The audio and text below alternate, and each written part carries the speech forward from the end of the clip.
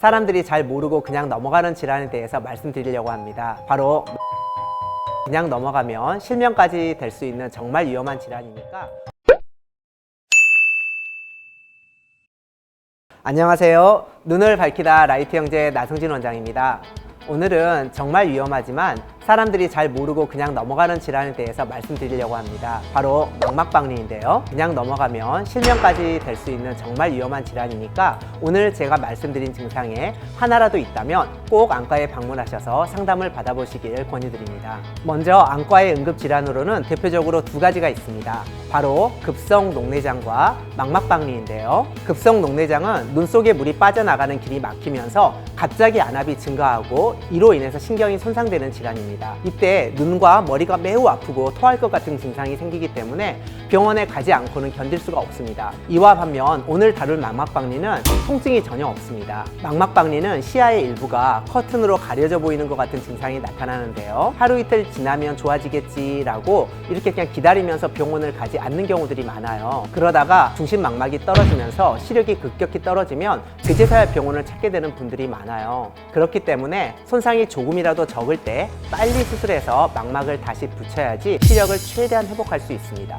먼저 후유리체 박리라는 개념에 대해서 알고 넘어가셔야 되는데요. 유리체가 액체로 변하면서 망막과 붙어있는 부분이 망막으로부터 떨어지는, 분리되는 현상을 말합니다. 그런데 드물게 이 후유리체 박리가 진행되는 과정에서 유리체가 망막을 강하게 잡아당기면서 망막이 찢어지는 경우가 있게 되고, 이런 망막 열공을 통해서 물이 들어가며 망막이 떨어져 나오는 망막박리가 되는 거예요. 그래서 망막박리로 주변 시야가 가려져 보이는 것, 이 시야 결손이라고 하는데요. 이게 첫 증상이 될 수 있어요. 후유리체가 박리되면서 이때 신경망막을 잡아당겨서 번개치듯이 번쩍번쩍하는 광시증이 생기는데요. 이게 빛이 없는 어두운 곳에서 눈을 심지어는 감고 있는데도 번쩍번쩍 번개치듯이 빛이 보이게 돼요. 비문증이 발생하면 꼭 망막 정밀 검사를 해보셔야 하는데, 일반적으로 생기는 경우보다 망막박리에서 더 많은 비문증이 생기는데요. 은하수처럼 많은 점들이 보인다.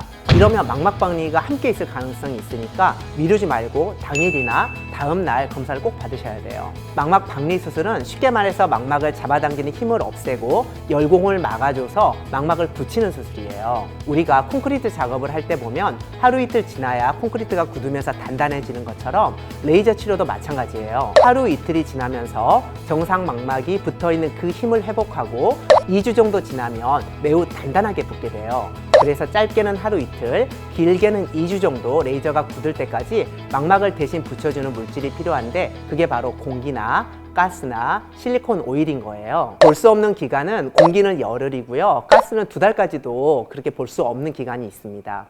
실리콘 오일은 흐리게 보이는 정도이고 제거하기 위해서는 또 재수술이 필요한 단점이 있고요. 공기로 충전을 하면 2, 3일만 자세 제한을 하고 열흘 뒤부터는 비행기를 탈 수 있기 때문에 일상에 빠르게 복귀할 수 있어요. 대부분의 망막 전문의들이 망막박리 수술 후에 공기보다는 오래 지속되는 가스를 사용하는데요. 저는 이제 공기를 사용하는 경우가 거의 95% 정도 됩니다. 망막박리 수술을 하고 레이저 치료를 하면요, 24시간이면 정상적으로 망막이 붙어있는 힘을 회복한다는 연구 결과가 있어요. 그래서 단 이틀을 위해서 2달이나 오랫동안 불편한 가스를 사용할 필요는 없다는 거죠. 물론 매우 까다로운 망막박리에서는 여전히 가스나 실리콘을 제한적으로 사용하고 있어요. 증상이 나타나면 망막박리 수술을 안 하는 안과에 방문하셨다가 대학병원으로 가세요 라고 하는 경우가 되게 많아요. 이 망막박리는 치료 우선순위에서 밀리는 경우들이 되게 많아요. 그래서 당일에 수술을 받지 못하고 하루 이틀 뒤, 어떤 경우는 1, 2주 뒤에 수술을 받게 되는 경우들도 되게 많습니다. 0.1이 안 되는 시력이라 할지라도 당일에 바로 수술을 하면 1.0까지 회복되는 경우를 제가 많이 경험을 해봤기 때문에 모든 망막박리 수술은 응급이라고 생각하고 가능한 당일 수술을 하려고 해요. 얼마 전에 망막박리로 내원하신 환자분의 경우에도 이미 그분은 대학병원을 들려오셨는데 전신 마취도 얘기 들으시고 2시간, 3시간 얘기를 듣고 오셨는데 당일에 한 30분 만에 수술이 잘 끝났는데 엄청 놀라시더라고요. 환자분은 특히 시력에 가장 중요한 역할을 담당하는 황반이 떨어져 있는 경우였는데 당일 오셔서 수술하시고 1.0까지 회복되셨어요. 망막 수술을 전문적으로 할 수 있는 안과가 생각보다 많지는 않아요. 제가 처음 망막 펠로우, 전임이라고 하는데 이걸 시작한 게 2007년인데요. 미세 수술이 덜 발달된 시기이기도 하고 그래서 수술 결과가 썩 좋지 않아서